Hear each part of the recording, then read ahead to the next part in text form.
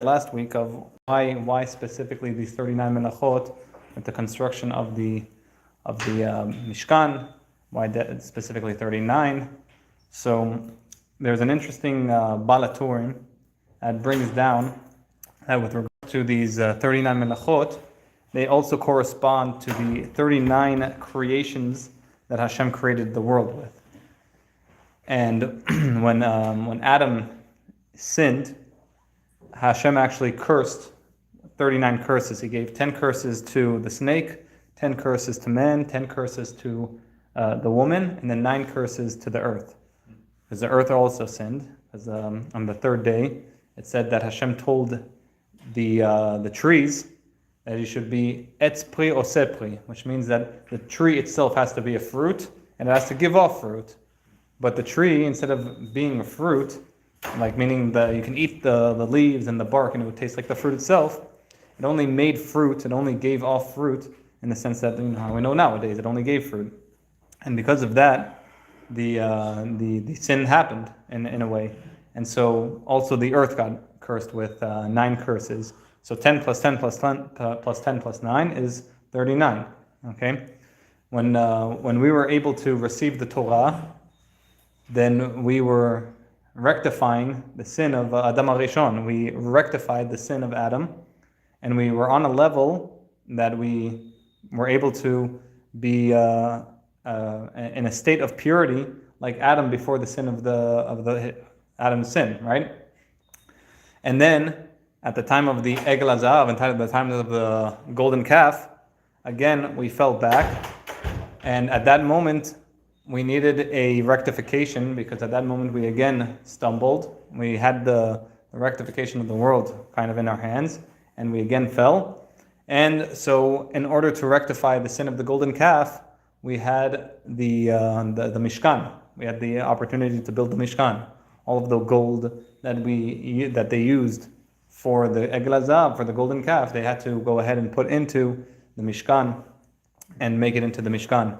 So if you think about it, the building of the Mishkan is the rectification of the world. We're going back and rectifying that which Adam kind of did. Now, if it took 39 creations, so to say, to create the world, and then Adam ruined that, and then that's why he brought 39 curses. Well, on Shabbat, we transcend to a place that's beyond this world. So the whole week when we're trying to rectify those 39 issues that Adam sinned, and then we later on sinned again with the golden calf. So the whole week we're dealing with that stuff. But then on Shabbat we go above that. We transcend above that. Even Adam HaRishon, after he sinned, it went into Shabbat, and he didn't know darkness. It was still not dark. The sun didn't set for 36 hours. From the time he was born until Motzei Shabbat, until the end of the Shabbat, the sun didn't set, because he was in a level of purity, even because he went straight into Shabbat, even though he sinned. So we see from here that Shabbat transcends beyond this world, transcends beyond time. And so while the whole week we're worrying about these 39 melachot, on Shabbat Hashem says, no, today you have to rest from that. Don't worry about it, because on today in Shabbat, you're already transcending in it. You're in a state of transcendence in and of itself, so you do not have to, and it's actually forbidden to do these 39 melachot. So that gives you a little bit more insight as to why these are important, and why we have to make sure that we go ahead and we don't do that. Okay? So last time we were in the middle, I don't know if really in the middle, but a third of the way done. I think we got to number 13, and we started talking about washing clothes. Remember, at this point in the 39 melachot, we're talking about the process of making cloth, namely because they used to have curtains in the Mishkan, and so we have to go ahead and make curtains also for some of the for the dyes that they use to dye the curtains, dye the clothes of the Kohanim, and so therefore we're going to talk about that today. So the 14th melacha that we got to was disentangling. So they used to disentangle the jumbled fibers of wool and beat them with a stick, and this is how they would get them ready for spinning. So again, this is still in the process of kind of preparing the wool, and then after that, that's the one of hatzovea. So that's going to be dyeing, because again, like we said, that after they created these wool fibers, they would go ahead and they would dye it. So nowadays, we kind of also have a prohibition of dyeing in the sense that you can't go ahead and dye permanent things. So, for example, there's some poskim are prohibited. For example, let's say you have a white towel, right, and then some wine spilled on the table. So over there, when you're cleaning it up, right, what happens inadvertently, it might turn red. The stains it, right? So in those situations, some poskim are more no, not lenient. They're more they stringent, and they say not to do that. If you want, you can get a colored towel, and then you can put it on a colored towel. But a lot of the poskim are at least lenient with, for example, a paper towel. Since you're going to throw that away anyway, that's not too much of an issue. We don't see dyeing though with regards to food. So we've talked about in the past about, for example, let's say you have white wine and then grape juice, red grape juice. Right, the ideal way is to have red wine. So let's do a combination. Let's add some red juice to white wine, and then you got the best of both worlds. So again, there's a machlokes amongst the poskim. There's a disagreement among the halachic authorities, but we saw that it is there's no issue, at least for Sephardic authorities, halachic authorities, that says that you can go ahead, you can put some red grape juice into the white wine and make it red. Some people say that helps, it makes it a red wine, but some people say that doesn't really help. It's still white wine, so you haven't really done anything, but there's no prohibition against doing that. Similarly, if there's any kind of dyeing process in food, we generally say that the Sephardic opinions say that there's no dyeing with regards to food. So you can go ahead and dye your food. I don't know if there's a certain need for that, but that's the general halacha over there. Okay.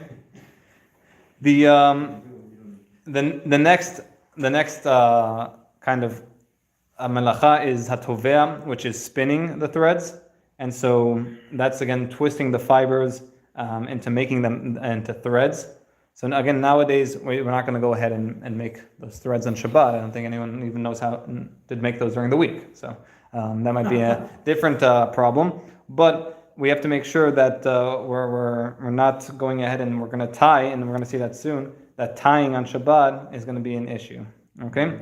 So the next couple ones we'll just go through really quickly, because again, there's no real practical halachot that we derive from them nowadays. Again, since we're not going ahead and we're not making any cloths, so it was back then, and we derive from there. But today, the practical halachic application to it is not as relevant as it once was. So the next one is warping, which is, I guess, the first step of the weaving process. And they would kind of have these, one kind of strings of cloth, of threads, and then they would have another one going into it. And then you would have to go back and forth, back and forth, back and forth. And they'd have these kind of like cool little big machines kind of to go help with the process. And so that starting process of warping is kind of like getting in that crisscross pattern, and that would be forbidden on Shabbat. The next one is va'oseh shnei vatei nerim. So it's setting two heddles, which again is kind of the process. There was this machine that they would use to and keep the fibers, keep the strings straight, and then they would kind of have the process of moving it, and then they would just lace it in and out, weave it in and out. The next one is oreg shnei chutin, weaving the two threads. So after you get it all set up, then of course you would have to weave the thread. So then you would get it into that kind of weaving process. You would start making the cloth. That again is one of the melachot, because again this is part of the cloth making process. The next one is hapotzea. Potzeh shnei chutin is removing two threads. So, if, for example, there was any mistakes, you have to go out and take out two of these threads.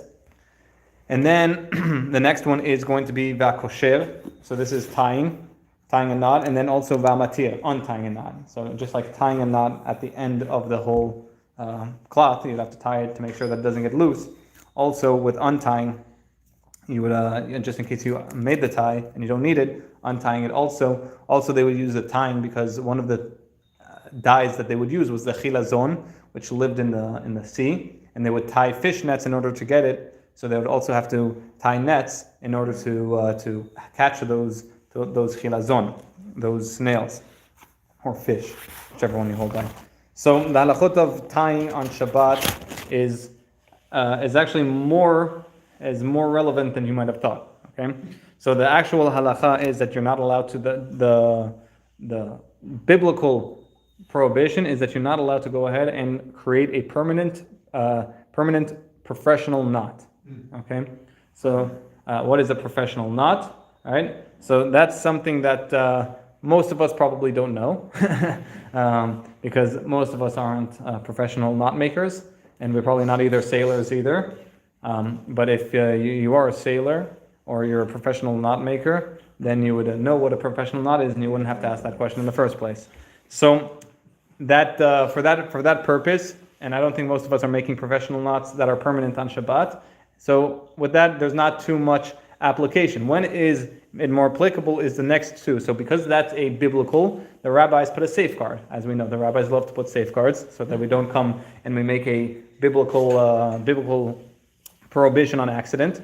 And so they said not only a permanent professional knot, say that 5 times fast, but a permanent professional knot is forbidden biblically. So now we're going to take both cases and we're going to say that those are rabbinically prohibited. So a permanent layman knot and a permanent, what did I say?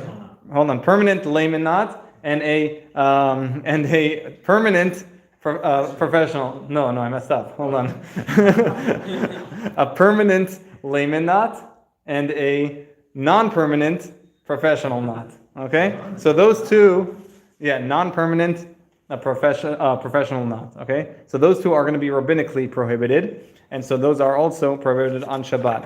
So again, what is considered a permanent knot? We don't say a permanent knot necessarily is for forever. We're going to look at a permanent knot for the next 7 days.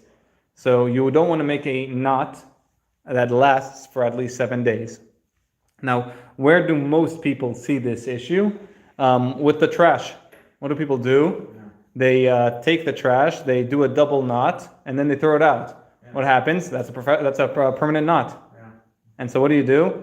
Well, according to the rabbis, you've done tying on Shabbat, which is not allowed. Okay, so you want to make sure that on Shabbat either don't tie those, or at least do only one. You can do one. That's not an issue because one tie isn't really a tie, right? We're talking about a double knot. A double knot is more of a permanent knot. Okay. But one tie itself isn't bad. And so that way you're not doing this. If someone accidentally, he didn't know these halachot, and then you saw them, and you saw him doing it, and you're saying, whoa, what are you doing? you didn't come to the shiur? He said, no, what shiur? He said, okay, that's your fault. You thought that there was no shiur today? That's okay. Well, then, you say, okay, you should have learned. Goodbye. No, you're a good person. So you say, hey, listen, there's actually halakha that says that you can't do a permanent knot, even if it's not a professional knot. You can't do a permanent knot at Shabbat. He says, okay, what do I do now? I did it already. So you tell him you can untie it, and if you untie it, you can kind of rectify that so it doesn't stay permanent. And that doesn't only mean on Shabbat. That means throughout the week also. Okay, so if you made a professional tie or a permanent tie, right? And for example, let's say your shoelaces, right? Some people tie their shoelaces and then they leave it there for indefinitely until it comes out undone. Okay? So someone like that, well, if you've left it on for at least 7 days, there's some halachic authorities that said that's technically considered a permanent knot. So you have to untie your shoes.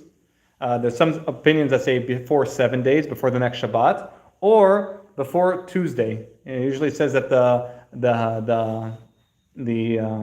light of Shabbat lasts until Tuesday. That's you can do Havdalah, for example. You can do Havdalah until Tuesday. So you should try to go ahead. According to all opinions, you should untie those by Tuesday. So if you are one of those people, I used to be that type of person that I just tie my shoes once and then I leave them tied indefinitely until they come undone again.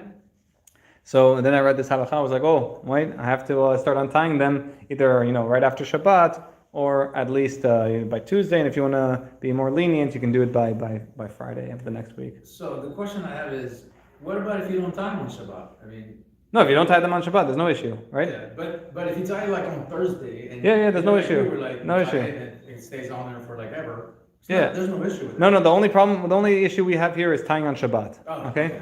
So that's the only issue, tying on Shabbat. So if you go ahead and tie on Shabbat, that's going to be the issue. If you had them tied before Shabbat, and then you just happen to wear them, that's fine. That's not an issue.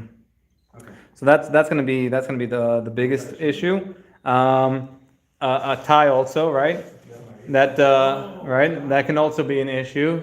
So if someone has these ties and then they kind of just leave them open so that they can just slip them back on, like you just saw me do it earlier, right? Like so that could also be an issue. You want to try making sure that you untie those at least by Tuesday or at least by Friday, so that it doesn't become a permanent tie. Okay, permanent knot. But only if you did it on Shabbat, correct? You're not Again. supposed to tie on Shabbat anyways. What? You're not supposed to tie anything on Shabbat anyways. Correct. Right? No. You can't do as long as you're. This is first of all we don't consider this a professional knot. Okay. And this is also not necessarily considered a permanent knot. Okay. Really, the whole idea of permanent, not permanent, is depending on how long you have the knot on for. Okay. So if you undo it, you untie it before Tuesday or before the next Shabbat, what do you show? You show that it's not permanent. Yeah. And so then you show it's not a permanent knot. You never did anything wrong. Problem is, for example, let's say the trash cans where you do a double knot and then you throw it out, then it's permanent, right? Yeah. What are you going to do? Okay.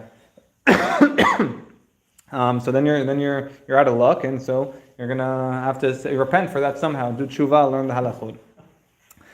That's why some people there's no halacha that says you have to have a specific pair of shoes for Shabbat. Most people do, but people like to have slip-on shoes, right? Loafers. Yeah. Specifically the Kohanim, especially in Israel and especially in Sephardic communities, the Kohanim, they have to go up for blessing the Jewish people. They bless the Jewish people during the morning prayers every day, really, in the Sephardic communities and in Israel. And so every day they have to take off their shoes before they bless the congregation. So now imagine having to take it off. So you know what they did? They said, that's it. We're just going to go with loafers. At least most of them do. And so they go loafers. Why? Because it's easier to take it on, take it off. So no issue with that. Also an issue might be, especially for some people who, some Kohanim, right? Let's say you do have they did tie their shoes, right? And so what's going to happen is there's an issue that there's halachah that says if you touch your shoes, you have to do netilat yadayim, especially if you want to go ahead and finish the prayers, okay? And you don't have to do netilat yadayim like what we said with regards to bread. We, for example, we said on bread you have to do 3 on the right and 3 on the left.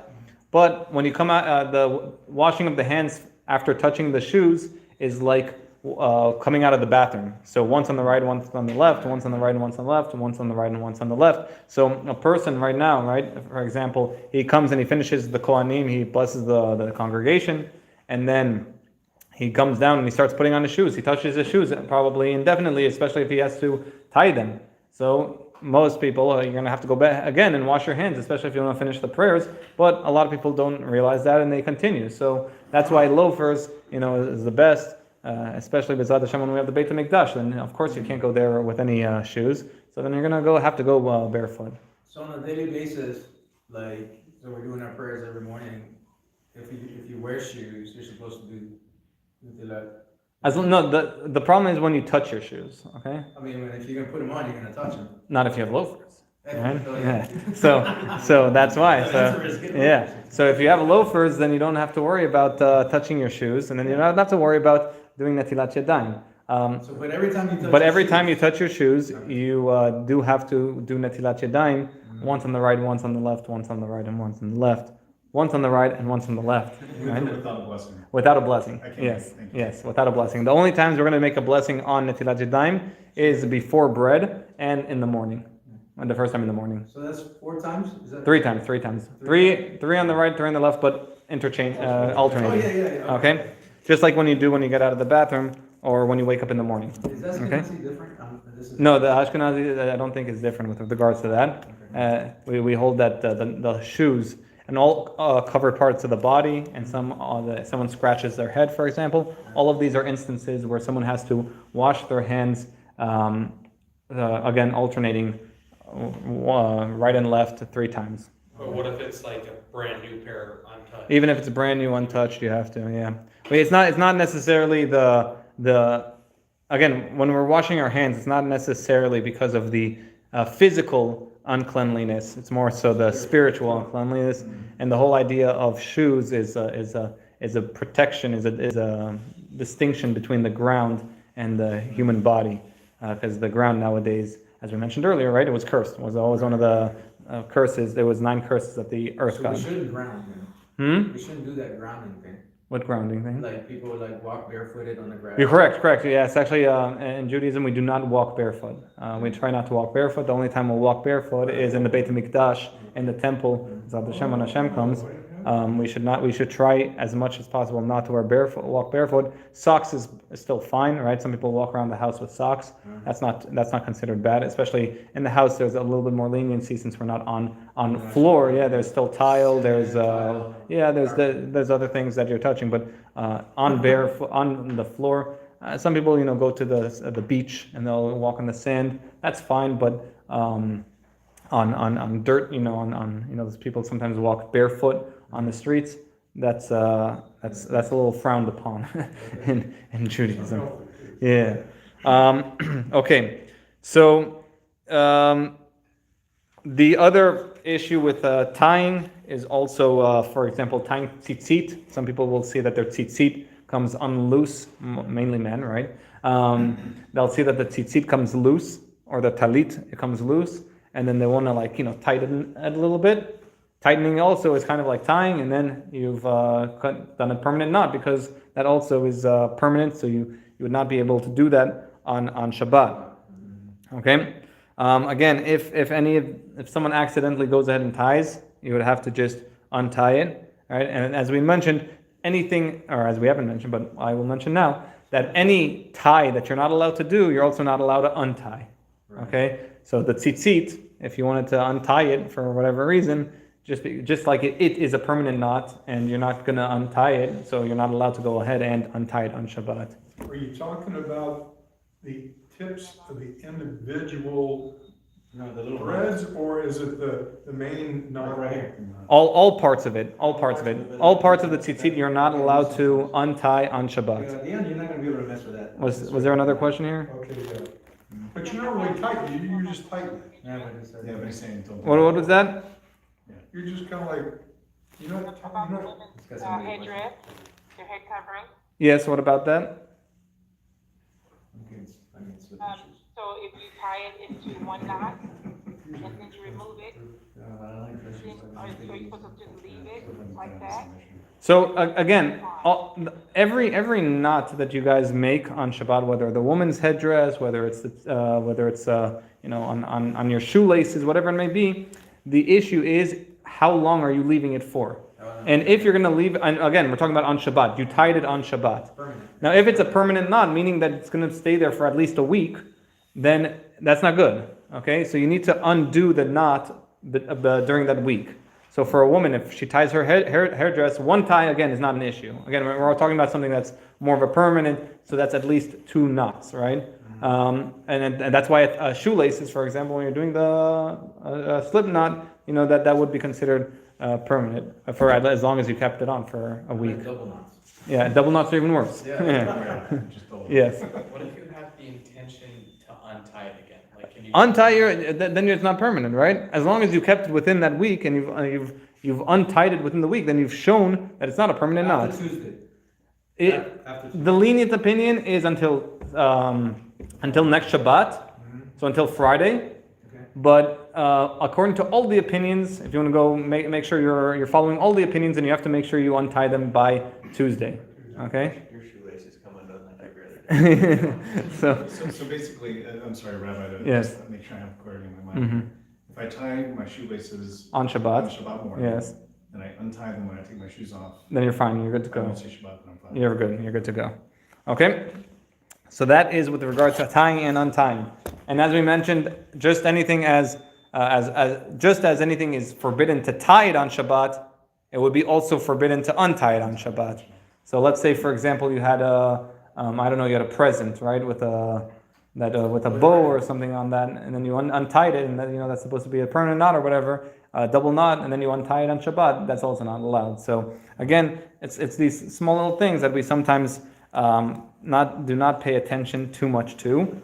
The next melacha is tofer shtei tefirot. This is going to be sewing. It's going to be attaching two stitchings. So now this application also finds itself within the applications of halacha,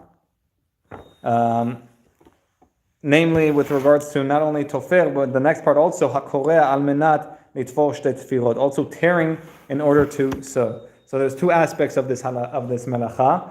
It's broken into two melachot. One is the actual sewing process, and then one is the breaking, the tearing of the fabric in order to sew. And so again, I'll introduce it more so with the breaking, with the tearing fabrics. Although nowadays people might not see too much of an application to it, but there is one big application to it that is pretty shocking once you learn it. Okay, so if someone tears a cloth on Shabbat in preparation to fashion it, remember all of the halachot that we're talking about, all of the melachot that we're talking about, the deoraita, the biblical restriction is on malechet machshevet, which is building something. You can't do anything with regards to all of these melachot in preparation for building or creating something new. So even when we're talking about ripping, it has to be ripping in preparation for building, right? Ripping, so tearing this cloth in preparation for repairing it, in preparation for creating a new cloth, whatever it may be, then you would be biblically liable for this melacha. Also, if for example, someone tears two papers that were glued together, this would also be forbidden as quote unquote tearing two attached things that were permanently attached together.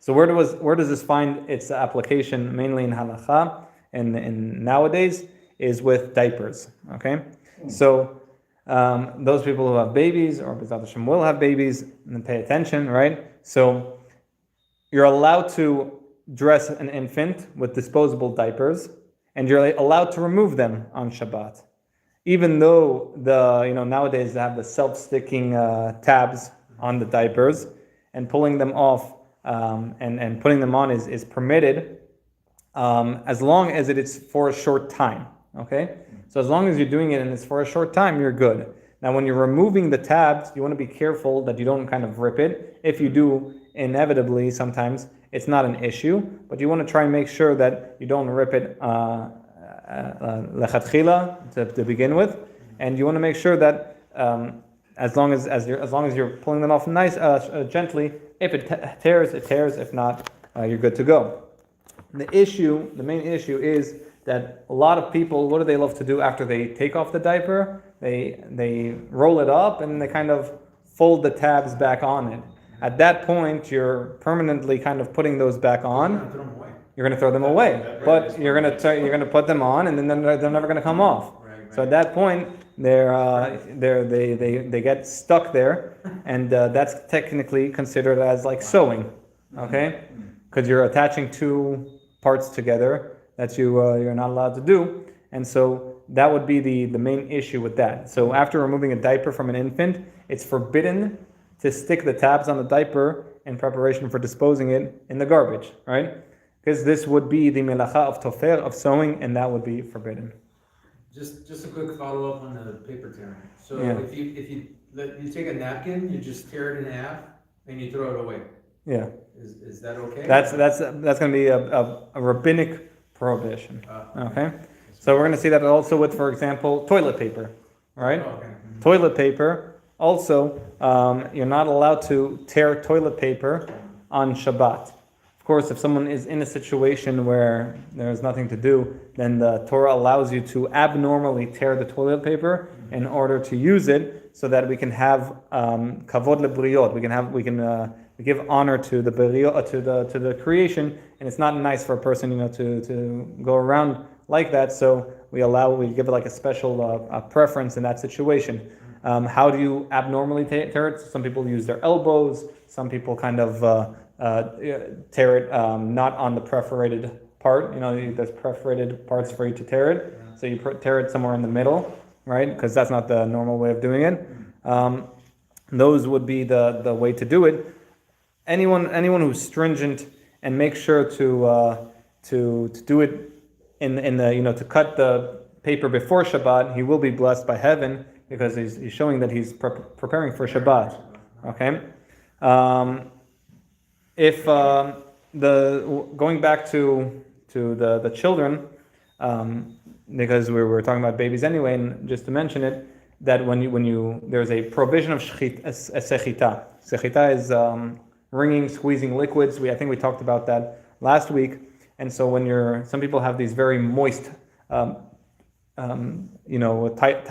or wet wipes, right?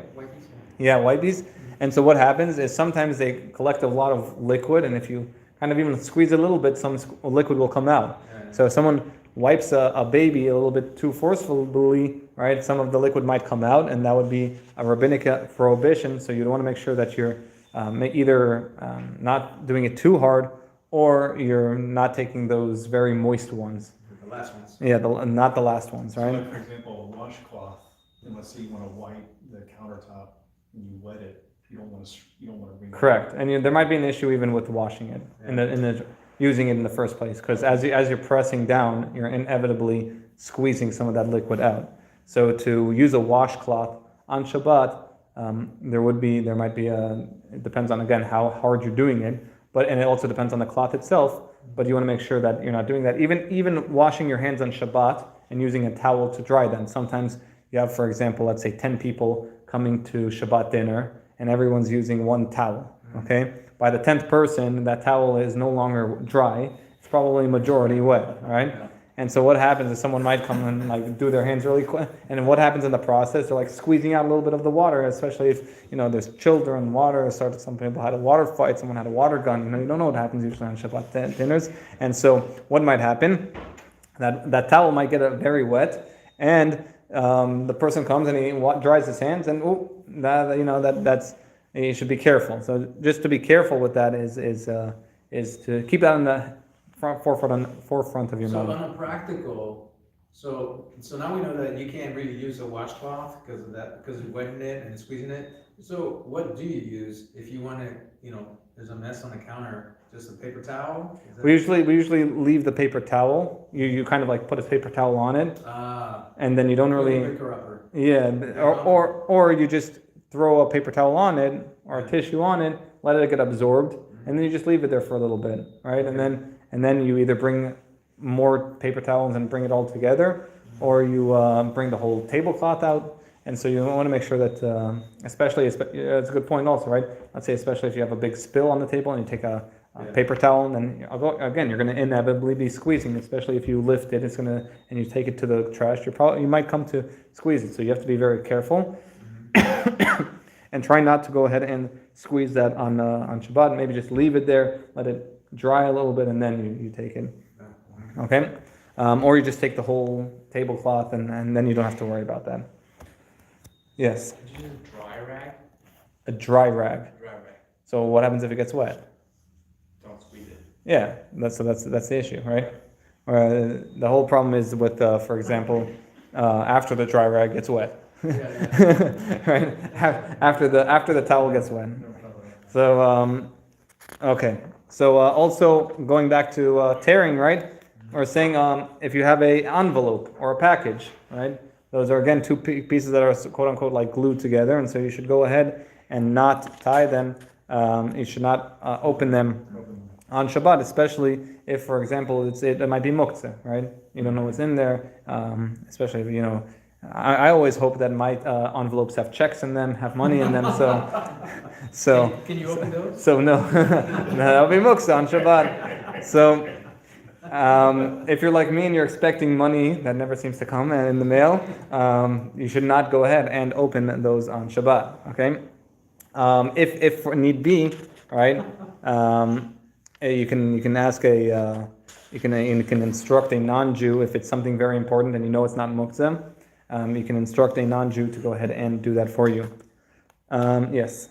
What if Amazon drops a package by your front door? Oh, I seen them on Shabbat, I see them all the time. So again, first of all, it depends what it is, right? If Amazon, Not to open so much, it's more like it's sitting at your front door, maybe just, my question. But it's a would be more package, like, if you open it, can and you you break it. so the question on Amazon packages is, first of all, what is it, right?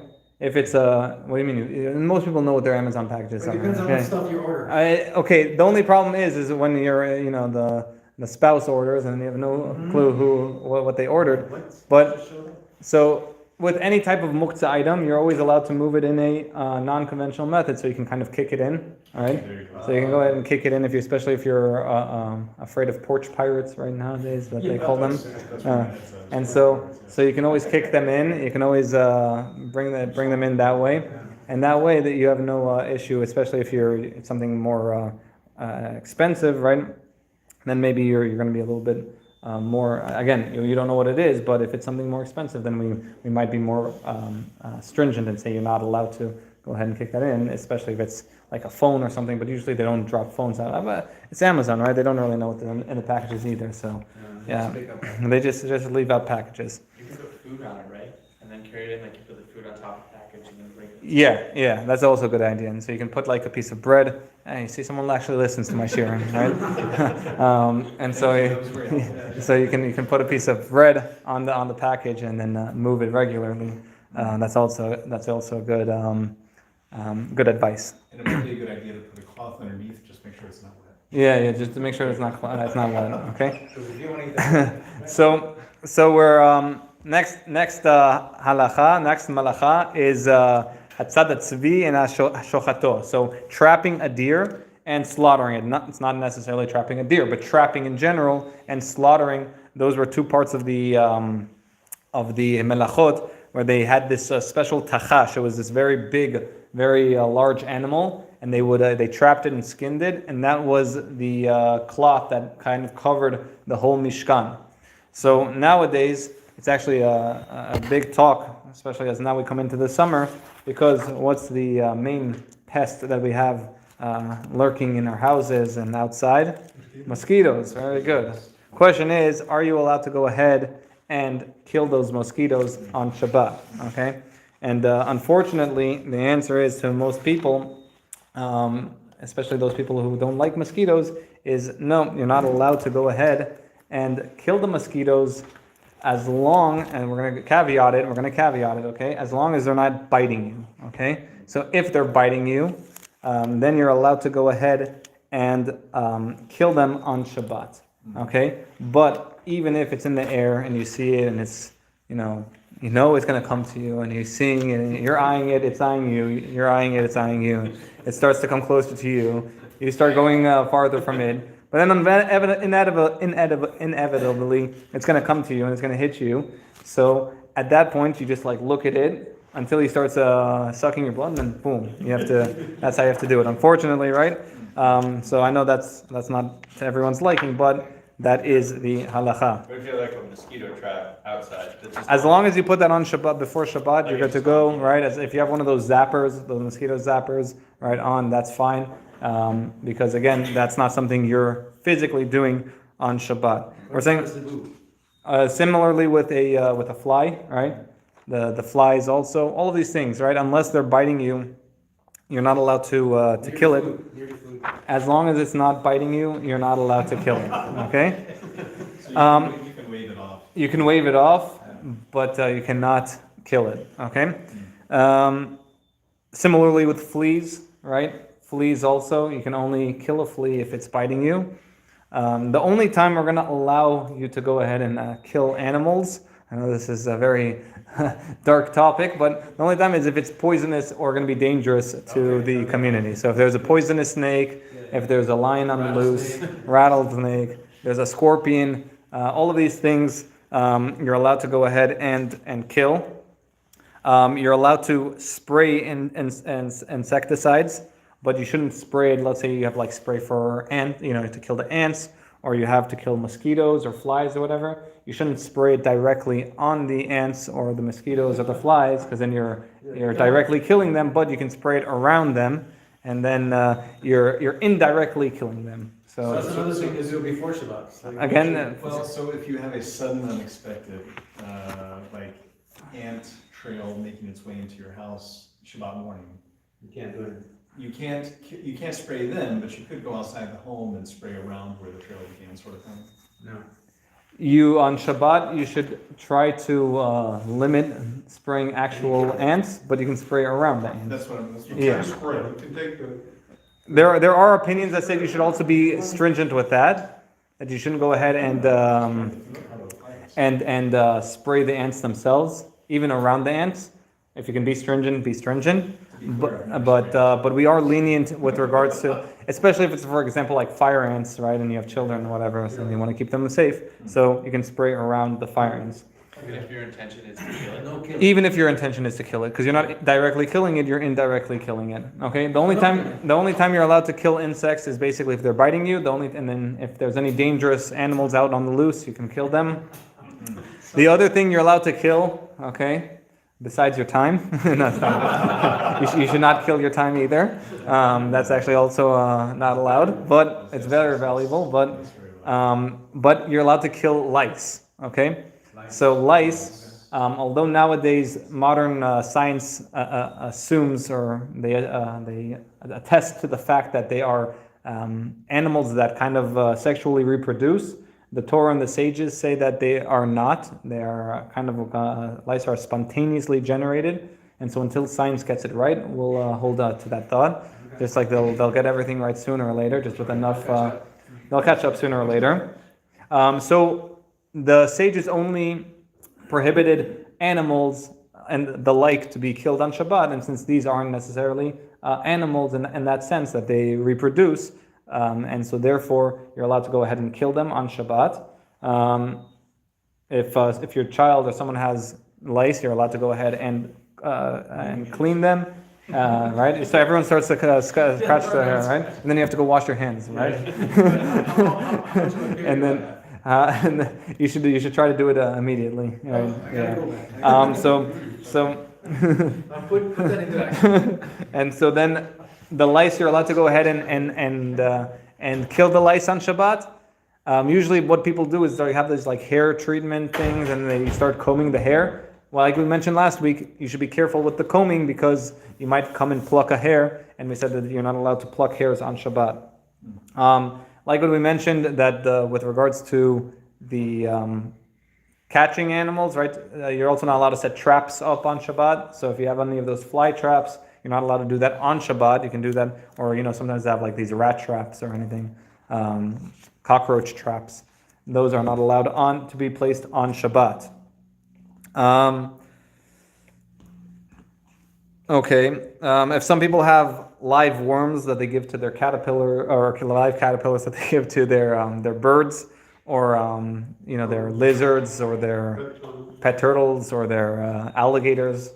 Some people have pet alligators nowadays, snakes, right? In all of these situations, it is forbidden to feed live worms or caterpillars to a parrot or to another bird or to any of these things, unless it is their strict diet, and then the only way to feed them is through these animals. Yeah, snakes, for example, right? If that's the only way, you should, but you should, even with snakes, you can buy like dead rats or whatever, right? So you should try to give them dead animals on Shabbat, and then maybe during the week give them the live ones. my snake only ate about once every 3 months. The sages ruled that not only is killing forbidden on Shabbat, but also something similar to killing, which is hurting someone. The Gemara says that what difference does it make if you kill someone half or kill someone full? How do you kill someone half? By making them bleed, bruising them. that is forbidden on Shabbat, and that would be an offense by the sages, that it's forbidden to do that on Shabbat. So if you go ahead and you punch your friend on Shabbat and you give him a bruise, well, unfortunately, that would be forbidden by the sages. Similarly, pinching, right? And the kids, they like to pinch their siblings, right? That would be forbidden on Shabbat. So now, How about a slap in the back? Is that okay? as long as it doesn't bruise, Yeah. right? And if you're doing it playfully, that's fine, right? And but you shouldn't go ahead and punch and pinch on. Doing it playfully even if it bruises. You shouldn't do it playfully and it bruises, right? So if you're going to do it and it bruises, then that might be an issue. So try not to bruise your friends. Try not to pinch your friends on Shabbat. If someone gets a splinter on Shabbat, now you're going to have to take it out, right? So you're allowed to take out the splinter on Shabbat. Even if it comes to bleed, someone is doing it for you, for example, you should, at first, the person should try to do it as carefully as possible. If inevitably it starts to bleed, he hasn't done anything wrong, because that part is just a kind of a reaction to the taking out of the splinter. Okay, so that kind of does it with regards to trapping and hunting. The next halacha is v'hamafshito, which is skinning it, and also hamolcho, which is salting the hides, and then also hamabed et oro, tanning the hides, and hamamochko, machtacho, and then smoothing and also cutting the hides. Again, these are all processes of preparing the hides in order for the Mishkan, those curtains that they would use. The next halacha is with regards to, or the next melacha, right, is with regards to writing letters. I think we talked about that at the end of last time. Writing letters, and erasing them. So we said writing and erasing letters on Shabbat is forbidden. So writing 2 letters, erasing 2 letters on Shabbat is forbidden. Why? Because back then they would, in order to set up, like IKEA has, they had like A and B and A and B and C and D. So all of the poles and all of the different items in the Mishkan had letters on them in order so that Aleph goes next to Aleph, Bet goes next to Bet, and so on and so on. IKEA took it from the Mishkan. So don't think that it was them. It was the Mishkan. They were the first ones to invent it. They were smart for copying. They were smart for copying. Agreed, right? And so they had the Aleph and Aleph. So in order for it to be significant, you would have to have 2 letters, right? Because one Aleph alone doesn't tell you where it goes, right? You need the other Alephs to let you know that they go next to each other. So writing 2 letters is forbidden. And also erasing 2 letters, because if it was a mistake, then you would have to erase both of them. That would also be forbidden on Shabbat. But you can write 1 or 1. So technically, biblically, you're allowed to write 1. But rabbinically, you were not allowed to write 1. Okay, No. so no. so what the melacha is with regards to writing 2, and of course, when we're saying that they erased, again, biblically, your only liable is when you erase in order to write again. Okay, the sages said even erasing 1 is forbidden, even if you're not going to go ahead and write. So I think what did we mentioned last week? Where do some people see this? This is with regards to cakes. Right? Sometimes it says happy birthday, sometimes it says mazel tov, sometimes it says glad you're leaving. I haven't seen that one. But it is permissible to eat cake or any chocolate. Sometimes the chocolate bars themselves have like Kit Kat on it, right? Mm-hmm. And it says Kit Kat, so what do you do there, right? Mm-hmm. So it's permissible to eat cake or chocolate on Shabbat, even if it has the letters on it. This would not be considered the melacha of mochek. It's not erasing, because over there, we're saying that it's in order to write, even though our sages forbade us to erase in any case, even if he's not going ahead and he's going to write on them. Nevertheless, this is considered a psik reish de lo nichalem, right? De rabbanan, that this is a inevitable act that was prohibited by our sages, but we do not care about. I don't care that the letters are being erased. Because what do I care about? Eating the Kit Kat, right? So if I could eat the Kit Kat without it getting erased, I would. But what are you going to do? The only way to eat the Kit Kat is by erasing the letters, and so therefore we rule that it is permitted. This is permitted whether the letters are written into the, engraved into the chocolate, or they're on the with icing, they're sketched on, whatever it may be. So can you write them on Shabbat? You're not allowed to write them on Shabbat, but you are allowed to eat them on Shabbat. Okay. So if a child accidentally writes, right, on Shabbat, then you just teach them not to, right? Until they're hit bar bat mitzvah, then they're not necessarily liable in all of these. We try to teach them from 6 or 7 onward. But before 6 or 7, sometimes we teach them, try even teaching them before that. But if they go ahead and they write, there's nothing really we can do. We just can kind of explain to them that that's not the method. My son, sometimes we hide all of the crayons and all the colored pencils, but somehow he always finds the crayons or colored pencils. And if he doesn't find our crayons and colored pencils, he will find someone else's crayons and colored pencils, and he will get to drawing. And we have to explain to him, hey, listen, it's Shabbat. And he says, but Hashem told me I'm allowed to. So how do you how do you argue on that? I can't argue. Kids play Scrabble. Scrabble is allowed, right? Scrabble, bananagrams, those are allowed, even though you're making words, right? You're not necessarily putting the letters together. So that would be, they're individual pieces. So that would be allowed. What about drawing? Drawing is not allowed. Okay. That's like writing. So that's creating, that's drawing, all that is not allowed on Shabbat. Okay. Right. So there is a machloket, there is a difference of opinion with regards to tearing open a package, right? So sometimes the packages themselves have words on them, or most of the time they have words on them, especially when you get to the ingredients. Usually the ingredients are most of the package. If they didn't write in small font, then you would have the whole package as ingredients. So what happens when you tear open a package? So some poskim say that you have to be careful. A lot of the Ashkenazic poskim, they hold the halachic authorities, they say you should be careful not to tear the package on the words.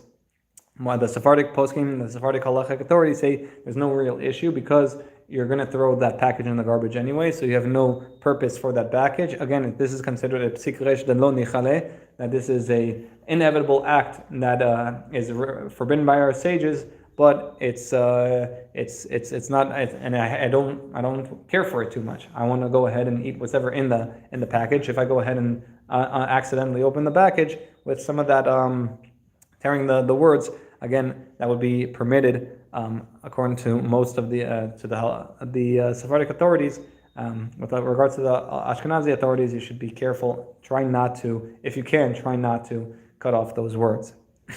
One other quick question on that one. Yeah. So, I've seen some people that have a problem with just opening things in general. So that's a. Words on it or not. So that's going to be another issue with regards to some people have a lot of the Ashkenazim, they hold that opening a water bottle, for example, or for a Coke bottle or whatever, is going to be called creating a kli, creating a vessel. And so therefore they hold that it is forbidden to do so on Shabbat, because you're not allowed to create vessels on Shabbat. Meaning to say that water bottle, until I open it, is not a vessel. It's a water bottle that's closed, and then once you open the perforation, then it becomes a vessel, because at that point you can take out the water, you can put in water, so that would be considered creation of a vessel. Can't you say it's just a sealed vessel? That's not a thing for Spartans. So Sephardic say that is already a vessel, it was created as a vessel, and even though that, so again, some of the Ashkenazi poskim hold that you are finishing off the creation of the vessel when you open it, because up until it's a vessel, until you open it, then you have no use for it. The Sephardic authorities hold that, and it's been opened, opening it on Shabbat. About the Ashkenazi, there's open wine bottle. Wine bottle is not an issue because the wine bottle is not it's not. That is meant to come out, right? This is kind of meant to stay stuck, right?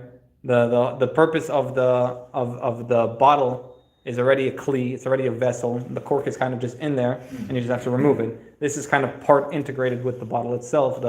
And so it's in, yeah, it's kind of more integrated in, and therefore it's an issue. Okay.